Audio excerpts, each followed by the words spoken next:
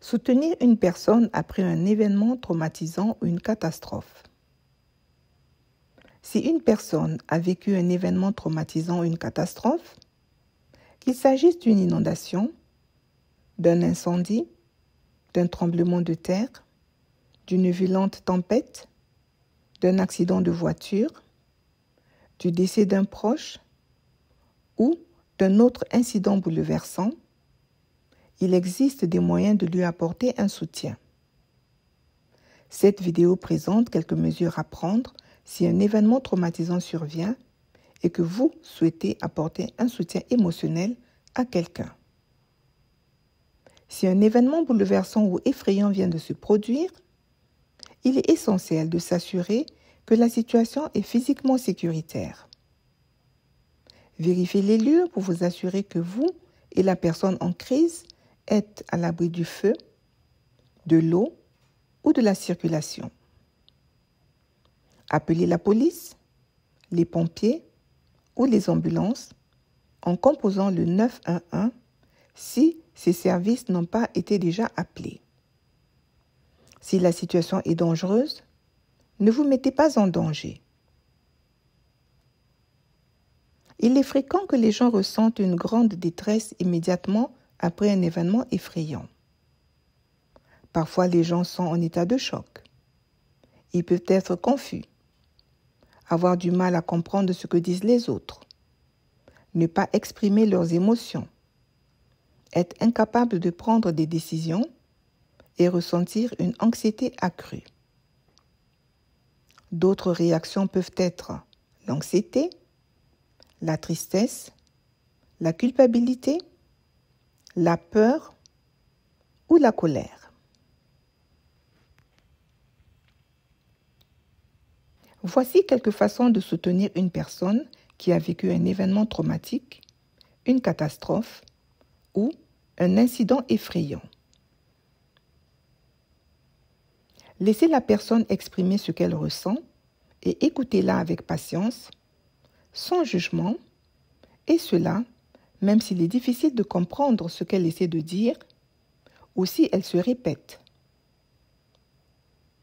Dites-lui que chacun réagit différemment face à des situations difficiles et rassurez-la en lui affirmant que ses émotions et réactions sont parfaitement normales. Ne lui demandez pas de se calmer ou d'arrêter de pleurer. Laissez-la partager ses sentiments à son propre rythme, sans la pousser à parler si elle ne le souhaite pas ou à donner des détails et sans l'interrompre pour raconter vos propres expériences ou celles d'autres personnes. Essayez d'être calme, même si la personne est bouleversée ou adopte un comportement difficile. Tenez-la informée de ce qui se passe et de ce à quoi elle peut s'attendre, mais ne faites pas de suppositions si vous ne disposez pas d'informations.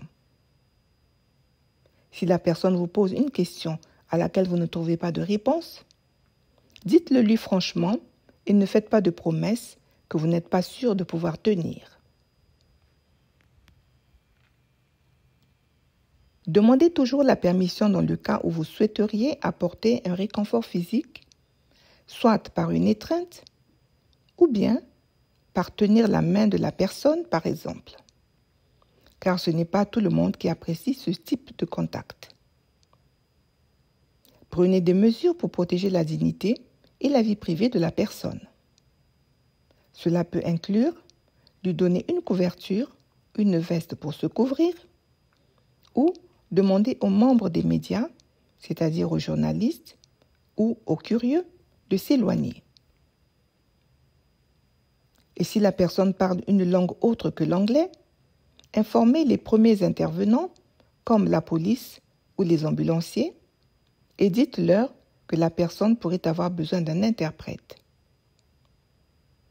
Enfin, demandez à la personne s'il y a quelqu'un qu'elle souhaiterait appeler ou contacter.